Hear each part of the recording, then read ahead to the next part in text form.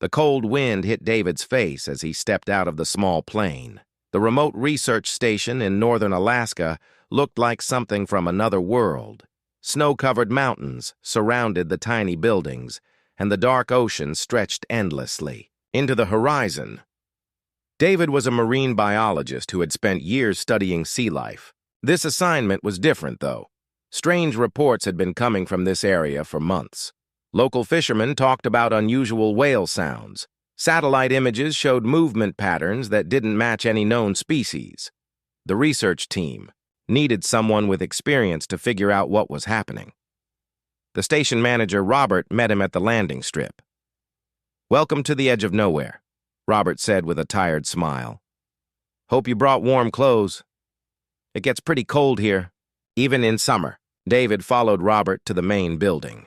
The place was small, but had everything needed for research work. There were computers, lab equipment, and a kitchen where the team could eat together. Only 5 people worked at the station, making it feel like a tiny island in the vast wilderness. After settling into his room, David walked to the dock to check the equipment. The sun was setting, painting the sky in shades of orange and pink. The ocean looked calm, almost like a mirror reflecting the colorful sky. This was his favorite time of day, when nature showed its most beautiful side. He started setting up the underwater recording devices. These machines would help him listen to whale songs and track their movements. The work was routine, something he had done hundreds of times before. But something felt different about this place. The silence was deeper here, broken only by the gentle sound of water against the dock. As David worked, he noticed the water around the dock was unusually clear. He could see fish swimming far below, their silver bodies catching the last rays of sunlight. The ocean here seemed more alive than other places he had studied. Everything moved with a strange energy that he couldn't explain. Just as he finished installing the last device, something caught his eye. A shadow moved beneath the water, much larger than any fish. David leaned over the dock's edge, trying to get a better look. The shadow circled slowly, staying just deep enough to remain mysterious. Then the water exploded. A massive tail broke the surface just 10 feet away. But this wasn't like any whale tail David had ever seen. It was enormous, yes, but the shape was all wrong. Instead of the horizontal fluke of a whale, this tail moved vertically, like a fish. But it was far too large to be any fish he knew. The most shocking thing was its appearance. The tail seemed to glow with its own light, creating patterns that shifted and changed like living art. Beautiful blues and greens swirled across its surface, looking almost magical in the fading daylight. David stood frozen, his scientific mind, trying to process what he was seeing. Every instinct told him to grab his camera, to document this incredible discovery, but he couldn't move. He could only stare as the magnificent creature slowly revealed more of itself. A head emerged from the water, and David's world changed forever. The face looking back at him was almost human, but not quite.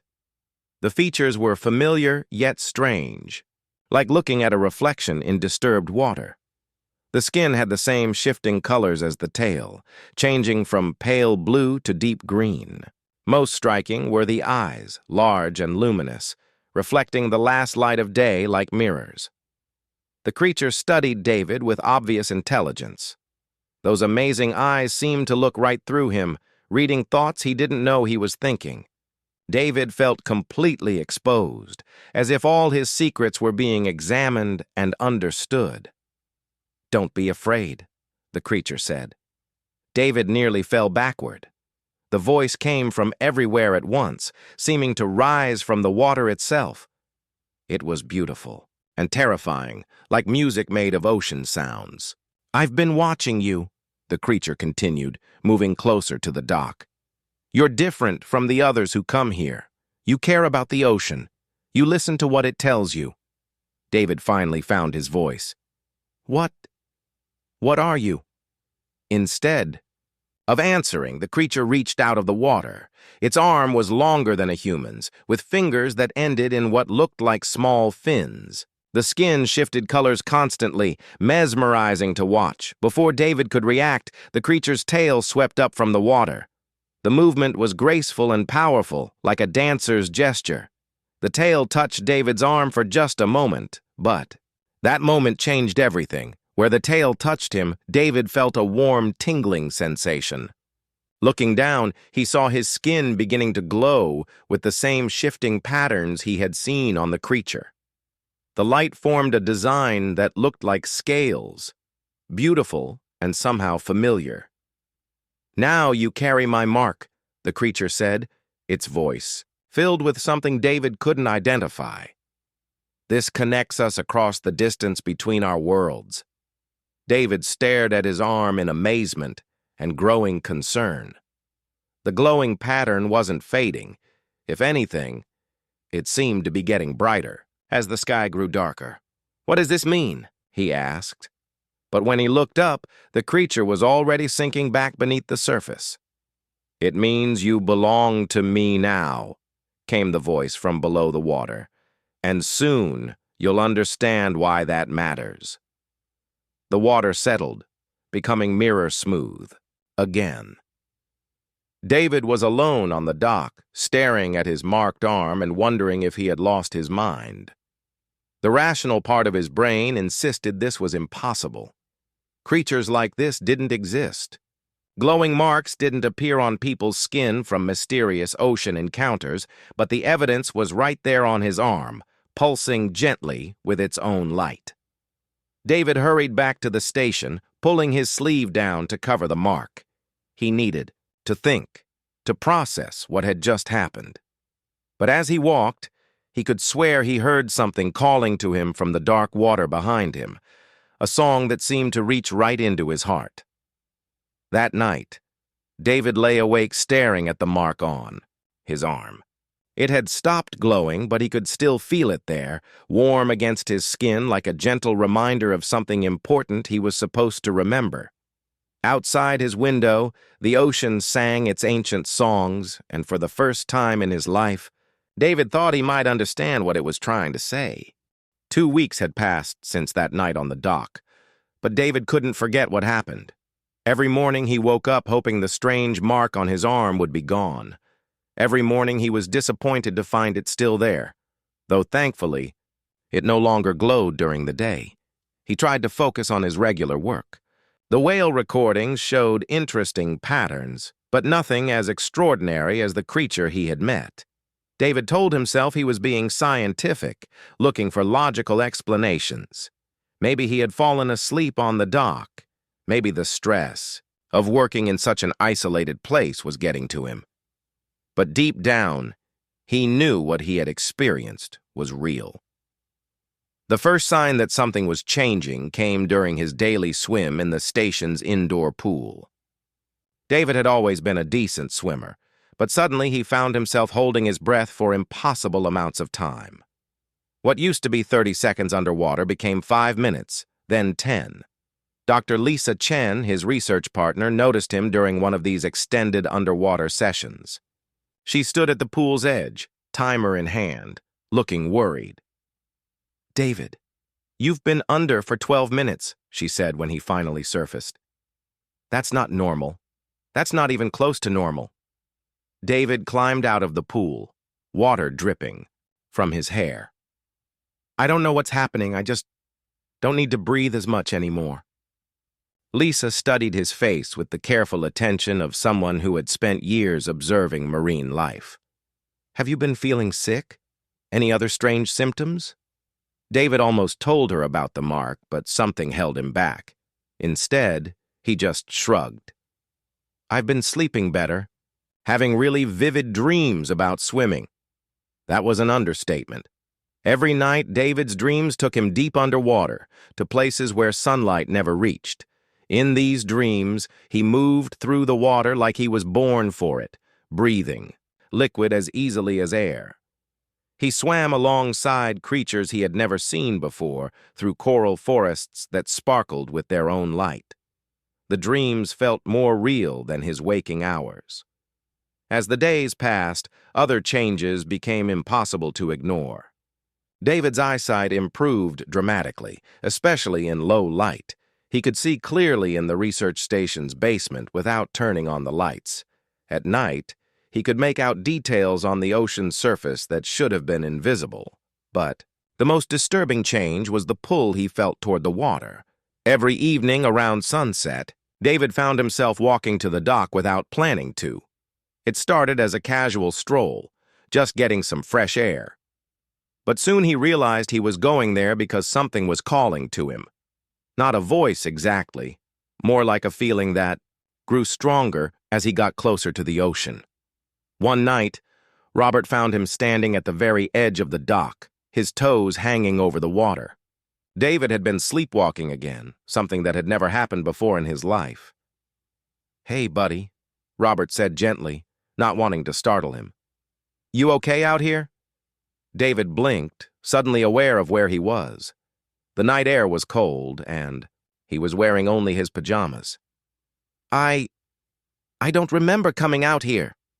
Robert helped him back inside, but David could see the concern in the older man's eyes. Word was getting around the small station that something was wrong with the new researcher. The local guide, Tom Walking Bear, had been watching David with particular interest. Tom was from the nearby Inuit community and knew these waters better than anyone. His grandmother had told him stories about the old days, about things that lived in the deep ocean that most people had forgotten. One afternoon, Tom approached David while he was checking equipment on the dock. "Can I see your arm?" Tom asked directly. David's blood went cold. "What do you mean?" "The mark. I know you have one. My grandmother had one too, many years ago." Reluctantly, David rolled up his sleeve. The mark was more visible now, spreading up his arm like a tattoo that was drawing itself. The scale pattern was intricate and beautiful, but also clearly not natural. Tom nodded as if this confirmed something he had suspected.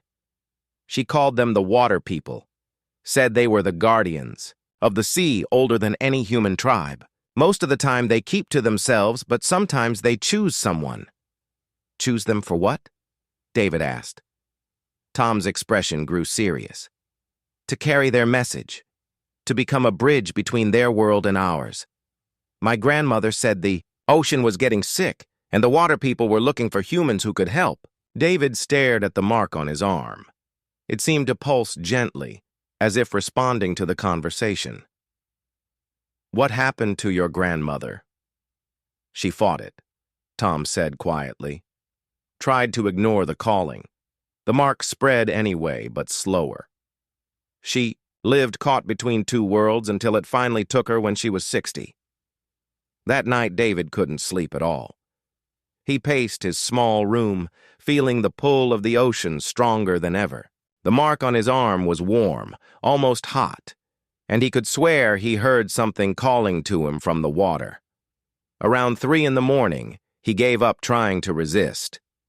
David walked to the dock in the darkness, guided by instincts he didn't understand.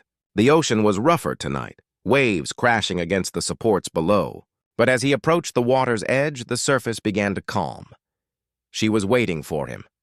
The creature emerged slowly, her form more visible now than during their first meeting. David could see that she was beautiful in an otherworldly way, her features shifting between human and something else entirely. Her skin reflected the starlight, creating patterns that moved like living constellations. "You feel it now," she said, her voice rising from the water like music. "The change has begun." David held up his marked arm. "What's happening to me?" "You're becoming what you need to be," she replied. "What the world needs you to be. The oceans are dying, David. My people are dying. We need someone who can live in both worlds." "I didn't ask for this," David said, though he wasn't sure if he meant it. The creature moved closer to the dock, her large eyes reflecting his own image back at him. "No one asks to be chosen. but some are chosen anyway because they have the heart for it. I've watched you, David. You love the ocean. You understand its songs. David felt tears on his cheeks, though he wasn't sure why he was crying. I'm scared. Fear is natural, she said gently. Change is always frightening, but you won't be alone. I'll be with you through everything that comes next. The creature reached out of the water again, this time placing her hand over the mark on his arm. David felt a warmth spread through his body, comforting and strange at the same time. Rest now, she said. Tomorrow the real changes begin. When David woke up the next morning, he was in his own bed with no memory of how he had gotten there. But the mark on his arm had spread overnight, covering his shoulder and moving toward his chest. He could feel something new awakening inside him, something that belonged to the deep ocean. The calling was getting stronger, and David was beginning to realize that fighting it might be impossible. Looking out his window at the endless sea, David wondered if Tom's grandmother had felt this same mixture of fear and anticipation. Was this how it felt to stop being entirely human? The ocean sang to him through the glass, and for the first time, David thought he might be ready to sing back. 1 month had passed since David first met the mysterious creature, and he couldn't pretend everything was normal anymore. The mark now covered most of his chest and both arms, creating an intricate pattern that looked like scales made of light. During the day, his colleagues at the research station tried not to stare, but David caught them whispering when they thought he wasn't listening. The changes in his body were becoming impossible to hide. His skin had taken on a subtle shimmer, especially in bright light. His eyes reflected light differently now, making them appear almost luminous in dim conditions. Most dramatically, his need for regular food had nearly disappeared. Instead, he craved raw fish and seaweed, foods that had never appealed to him before. Dr. Lisa had become increasingly worried about his condition. She suggested he return to the mainland for medical testing. But David knew no doctor would understand what was happening to him. How could he explain that he was transforming into something that wasn't entirely human? The pulling sensation toward the ocean had grown so strong that David barely slept anymore. He spent his nights walking the shore, feeling more at peace near the water than anywhere else.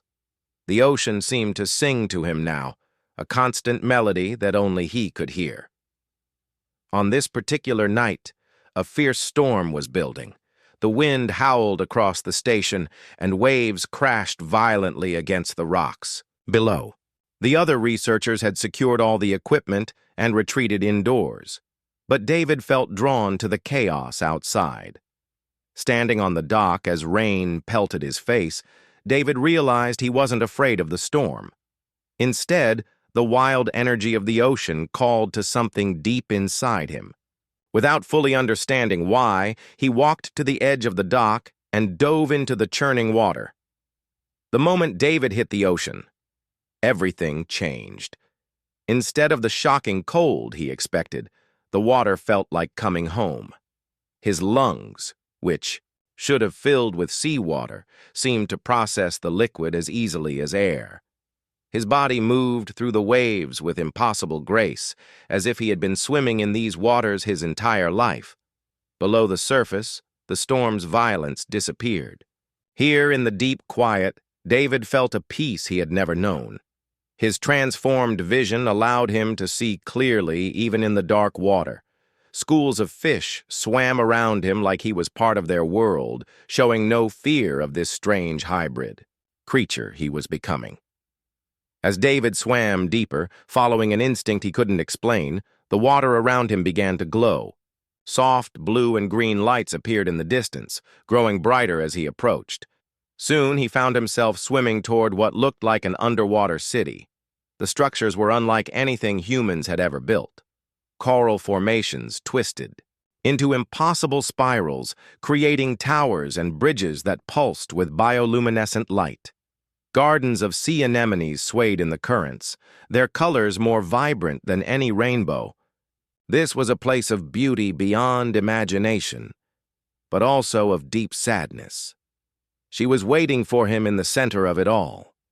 The creature floated gracefully between two coral spires, her form more magnificent than David had ever seen her.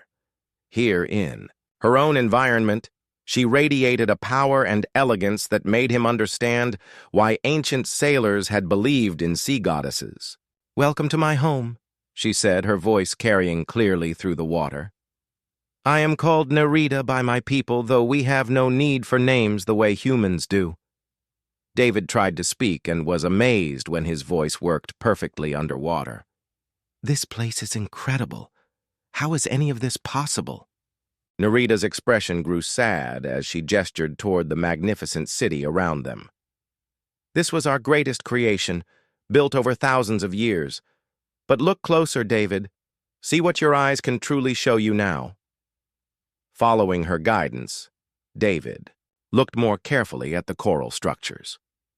What he had first seen as beautiful architecture was actually dying. Many of the towers were cracked and crumbling. The glowing gardens were sparse, with large areas that had gone completely dark. The few sea creatures he could see moved slowly, as if weakened by some invisible force. "We are the last guardians of the ocean," Nerida explained, swimming closer. To him. "My people have protected these waters since before humans learned to sail. We have watched over the balance of life in the sea, helped maintain the currents that keep your world's climate stable, and preserved the ancient wisdom of the deep places." As she spoke, David began to understand the true scope of what he was seeing. This wasn't just a hidden city, it was the command center for an entire underwater civilization, one that had been working to keep the planet's oceans healthy for millennia. "But we are dying," Nerida continued, her voice heavy with grief. "The waters grow warmer each year. Poison from human activities kills our coral cities. The fish we depend on disappear as your people take too many from the sea. My kind cannot survive in the world your species has created." David felt a deep ache in his chest, as if Nerida's pain was becoming his own.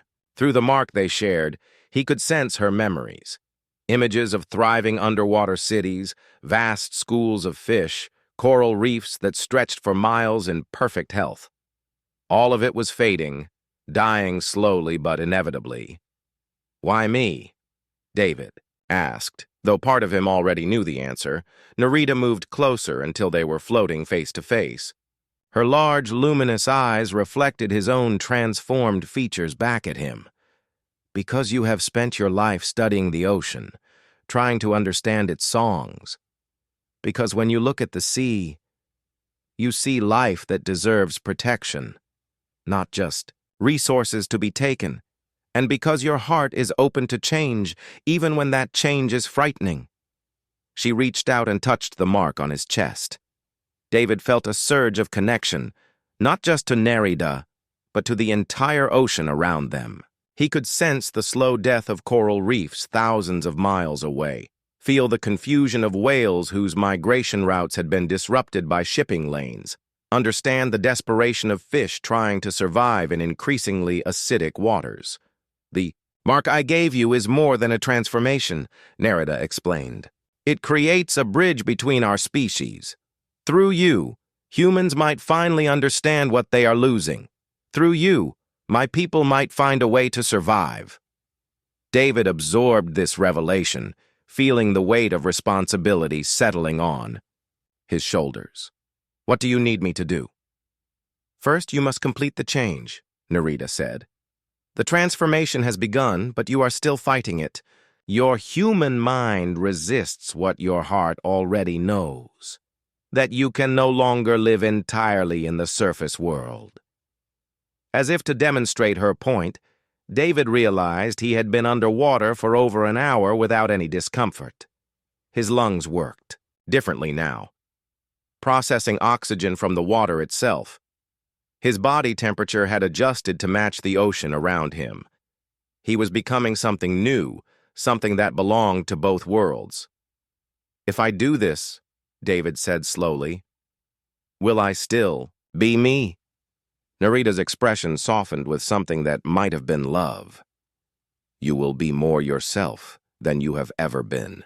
The person who cared enough about marine life to spend his career studying it, the man who felt at peace only when he was near the ocean, that is who you truly are. The transformation will simply allow you to live according to your deepest nature. Around them, the dying coral city pulsed with faint light, a reminder of what was at stake. David thought about his life on the surface, his research, his colleagues, the human world that had never quite felt like home. Then he looked at Nerida, at the ancient wisdom in her eyes, at the responsibility she was offering him. "Show me what I need to do," he said. Nerida smiled, the first truly joyful expression David had seen from her. "The choice must be yours completely, without reservation or doubt. When you are ready to let go of what you were and embrace what you can become, return to me. The ocean will guide you when the time is right." As they swam back toward the surface together, David felt something fundamental shifting inside him. The human world above suddenly seemed small and limited compared to the vast responsibility awaiting him below. He was beginning to understand that belonging to Nerida meant belonging to something much larger than either of them. It meant becoming a guardian of the planet's greatest treasure. When David finally surfaced near the research station, the storm had passed, leaving the ocean calm under a sky full of stars. He floated on his back, looking up at the infinite space above while feeling the infinite depths below, and knew his choice was already made. 6 weeks had passed since David's first encounter with Nerida, and hiding his transformation was no longer possible. The mark now covered almost his entire body, creating patterns that shifted and moved like living art beneath his skin. His appearance had changed so dramatically that wearing regular clothes felt uncomfortable and unnatural. When David returned to the research station after his underwater visit to Nerida's city, Dr. Lisa was waiting for him on the dock. Her face showed a mixture of relief and shock as she took in his transformed appearance. "David, you've been missing for 8 hours," she said, her voice shaking. "We were about to call for a rescue team, and you look different. Really different." David glanced down at himself. His skin had taken on a subtle scaled texture that caught the morning light. His movements flowed with an otherworldly grace, as if he was still swimming even while walking on land. Most noticeable were his eyes, which now reflected light like a deep-sea creature's. "I'm okay, Lisa. Better than okay, actually," David said, though he knew how strange that must sound. Lisa studied him with the careful attention of a scientist. "Your body temperature is lower than normal. Your pulse is different. And your eyes—" She paused, clearly struggling with what she was seeing. "David, what's happening to you?" Before David could answer, they heard vehicles approaching the station. 3 black SUVs pulled up, followed by a military truck. Men in dark suits and uniforms began surrounding the building, moving with the efficiency of people who had done this many times before. "Dr. David Peterson?" A tall man in a suit approached them, showing an official-looking badge. "Agent Williams, Department of Oceanic Research. We need to speak with you about some unusual readings we've detected in this area." David's blood ran cold. Somehow the government had learned about his transformation or about Nerida. Either way, this meant trouble. Agent Williams gestured toward the vehicles. "We'd like you to come with us for some tests. Nothing invasive, just routine examinations to ensure your health and safety." David looked at Lisa, who appeared confused and frightened. He realized that whatever these people wanted, it wasn't going to be routine. His transformation made him valuable to them, and valuable people in government custody rarely stayed free for long. "I'd prefer to stay here and continue my research," David said carefully. "I'm afraid that's not an option," Agent Williams replied, his tone becoming less friendly. "The changes in your physical condition represent a potential security concern. We have facilities better equipped to study your situation." As the agents moved closer, David felt a familiar pull toward the ocean. But this time, it wasn't just the calling he had grown used to. This was Nerida, reaching out to him through their connection, warning him of danger. Two agents grabbed David's arms, but they immediately let go in surprise. His skin had become slippery, almost impossible to hold on to. Taking advantage of their confusion, David ran toward the dock. "Stop him!" Agent Williams shouted. David dove into the ocean just as the first tranquilizer dart whistled past his ear. The moment he hit the water, his body responded instantly. His movements became fluid and powerful, carrying him away from the station, faster than any boat could follow. Behind him, he could hear the agents shouting orders and the sound of boats being launched. But David was already diving deep, using abilities he was still learning to control. His transformed lungs allowed him to stay underwater for hours, while his enhanced vision helped him navigate in the dark depths. When David finally surfaced, he was miles from the research station. Tom Walking Bear was waiting for him in a small fishing boat, its engine idling quietly. "Figured you might need help," Tom said, helping David climb aboard. "Those government people have been asking questions about you for days. My cousin works. At the airport, he saw them coming." As they headed toward shore, Tom shared what he knew. "My grandmother told me stories about this happening before. When the water people choose someone, the surface world tries to capture them. They want to study the transformation, maybe use it to create soldiers or weapons." David felt sick thinking about what the government might do if they got their hands on him. "Where can I go?" "They'll keep looking for me." Tom steered the boat toward a hidden cove that David had never seen before. "There are places they can't follow, old places where my people made agreements with the water people long ago. But David, you need to understand something. If you keep fighting the change, it's going to kill you." They pulled the boat onto a narrow beach surrounded by tall cliffs. Tom led David to a small cabin hidden among the trees, a place that felt ancient and peaceful. "My grandmother lived here during her transformation," Tom explained. "She tried to stay human, tried to keep one foot in each world. The conflict tore her apart slowly. She was never happy, never fully herself in either place." David touched the mark on his chest, feeling its warmth pulse through his body. "But if I complete the change, I won't be human anymore. I'll lose everything I was." Tom shook his head. "You'll lose what you think you should be, but you'll find what you actually are." My grandmother's biggest regret was not trusting the process. She spent 30 years fighting something that could have made her truly happy. That night, alone in the cabin, David felt the full weight of his choice. Through his connection with Nerida, he could sense her people continuing to die as the ocean grew more polluted and unstable. He could feel the urgency of their situation, the knowledge that time was running out for both species, but completing the transformation meant giving up his human life forever. He would never again sit in a university classroom, never publish research papers, never have normal relationships with people who couldn't understand what he had become. As David wrestled with these thoughts, he heard helicopters in the distance. The agents had found the general area and were searching systematically. Soon they would find the cabin. David walked to the water's edge, feeling the ocean call to him with increasing urgency. In the waves, he could see Nerida's face, her eyes, filled with hope and desperation. "I need more time," he whispered to her. Through their connection, he felt her response. Time was the one thing they didn't have.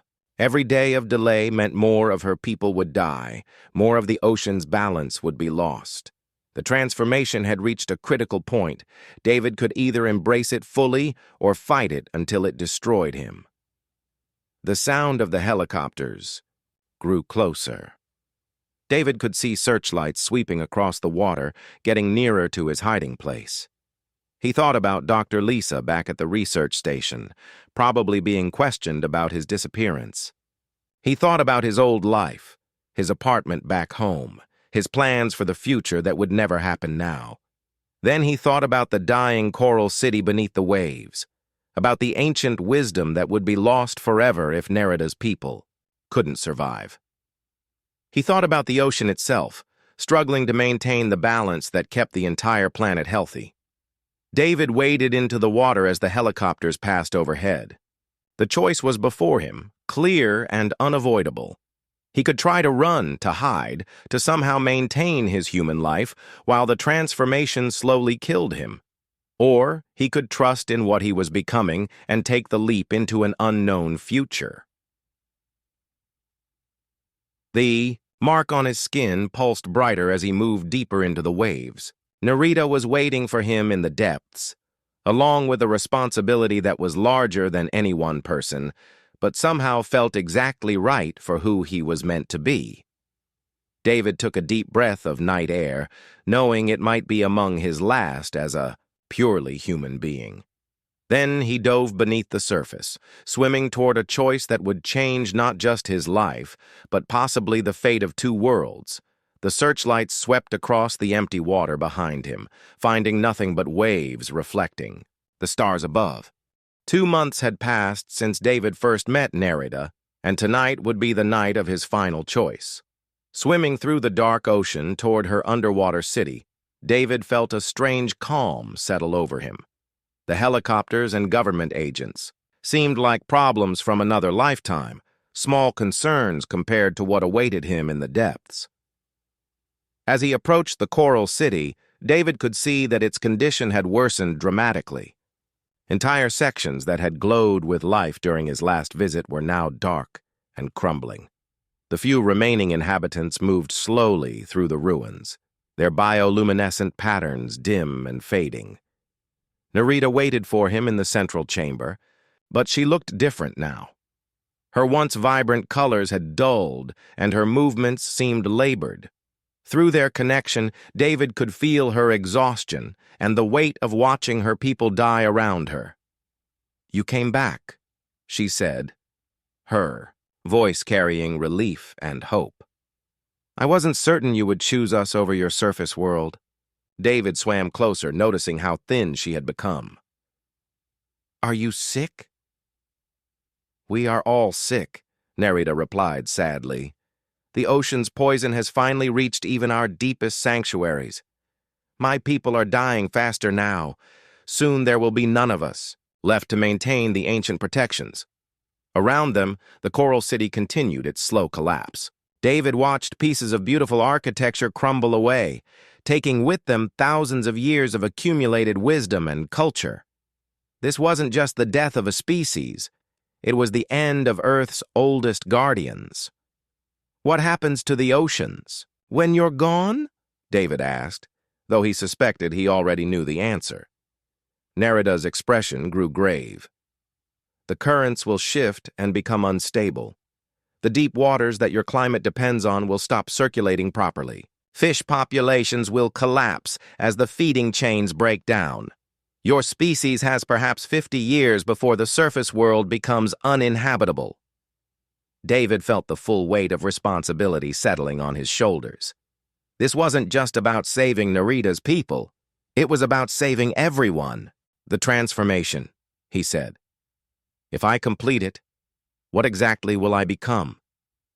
Nerida reached out and touched the mark that now covered most of his body. "Something new. Not fully human, not fully like my people, but a bridge between both worlds. You will be able to survive in the deepest trenches and also walk on land. You will carry our knowledge and abilities, but also retain your human understanding of the surface world." David could feel the truth of her words through their connection. The change would make him uniquely suited to help both species survive the coming crisis. But it would also mean leaving behind everything familiar, everything that had defined him as human. "Will I still be me?" he asked, the same question that had haunted him for weeks.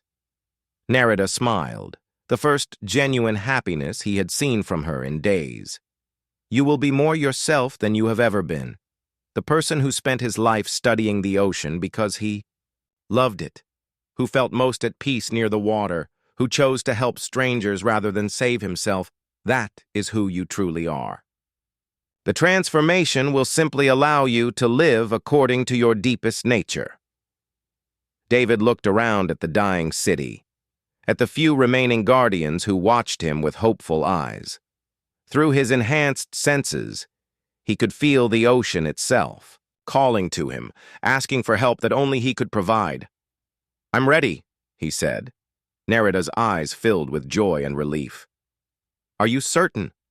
Once the change is complete, there is no returning to your old life." David thought about his apartment back home, his research papers, his plans for a conventional academic career. Then he thought about the vast responsibility awaiting him, the chance to help save both the oceans and humanity itself. "I've never been more certain of anything," he said. Nerida led him to the center of the coral chamber, where an ancient structure pulsed with soft light. Other guardians emerged from the shadows, the last of their kind, gathered to witness this moment of hope. "Place your hands here," Nerida instructed, guiding him to touch the glowing coral. The moment David's palms made contact, energy surged through his body. The transformation that had been building for months suddenly accelerated, rewriting his DNA with patterns that had been preserved in the coral for millennia. David felt his consciousness expand beyond the boundaries of his individual self. Suddenly, he could sense every living creature in the ocean, from the smallest plankton to the largest whales. He could feel the movement of currents thousands of miles away, understand the chemical composition of water in distant seas, and perceive the delicate balance that kept the entire marine ecosystem functioning. But more than that, he could feel Nerida's people sharing their accumulated knowledge with him. Thousands of years of wisdom about ocean currents, marine life cycles, and the intricate connections between sea and sky flowed into his mind. He understood now how to guide fish migrations, how to strengthen coral growth, and how to maintain the deep water circulation that regulated global climate. The physical changes were dramatic, but surprisingly painless. David's skin transformed, completely, taking on the shifting colors and scaled texture of Nerida's people. His lungs restructured themselves to process both air and water with equal efficiency. His eyes adapted for perfect vision in the absolute darkness of ocean trenches. When the transformation was complete, David felt a profound sense of rightness, as if he had finally found the shape he was always meant to inhabit. He was still himself, but he was also something magnificent and new. Nerida swam to him, her own colors brightening as hope returned to her features. "How do you feel?" David tested his new abilities, moving through the water with impossible grace and speed. "Like I'm home," he said, surprised by how true those words felt. Together they began the work immediately. Using David's scientific knowledge, combined with the ancient wisdom of Nerida's people, they developed new methods for healing damaged coral reefs. David's unique nature allowed him to communicate with surface world scientists, while also accessing the deep ocean knowledge that had been lost to humanity. Over the following months, David and Nerida established research stations throughout the ocean, some underwater and others floating on the surface. They brought together marine biologists, climate scientists, and environmental engineers, teaching them techniques that had never been imagined by human science. David found that his transformation allowed him to be remarkably persuasive when speaking to surface world leaders.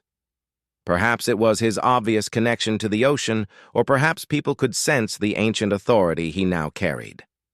Either way, funding poured in for ocean restoration projects on a scale never before attempted. The work was slow and difficult, but gradually they began to see results. Dead coral reefs started showing signs of new growth. Fish populations began to recover in protected areas. Most importantly, the deep ocean currents stabilized, ensuring that the planet's climate would remain habitable for future generations. Nerida's people, inspired by this new hope, emerged from their hidden cities to help with the restoration work. The knowledge they shared revolutionized human understanding of marine ecosystems and led to breakthroughs in sustainable fishing, ocean farming, and underwater construction. 1 year after his transformation, David stood on the deck of a floating research platform, watching the sun set over waters that were cleaner and more vibrant than they had been in decades. Nerita surfaced beside the platform, her colors bright and healthy again. "Do you ever regret your choice?" she asked, though the bond between them already told her the answer.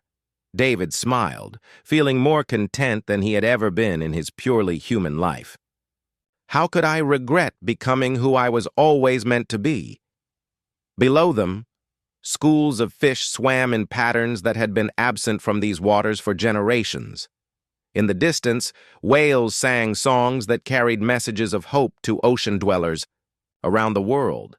The coral cities were rebuilding, their bioluminescent lights creating underwater constellations of life and wisdom. David had learned that belonging to someone didn't mean losing yourself. It meant finding the courage to become your truest self. He belonged to Nerita, but he also belonged to the ocean, to the planet, and to a future where two species could work together to heal the world they shared. Swimming beside Nerita through waters that pulsed with renewed life, David reflected on the strange journey that had brought him here. He had started as a solitary researcher studying whale songs, and he had become a bridge between worlds, helping to save both humanity and the ancient guardians of the sea. The mark that had first appeared on his arm now covered his entire body in patterns of shifting light, but it no longer felt like something foreign. It was simply part of who he was, a living symbol of the connection between surface and depth, between human ambition and ancient wisdom, between the world that was dying and the world that could still be saved. As they swam together toward the coral city that was now their shared home, David understood that some kinds of belonging required you to transform completely. But if you chose the right transformation, you didn't lose yourself. You finally found yourself in ways you never could have imagined.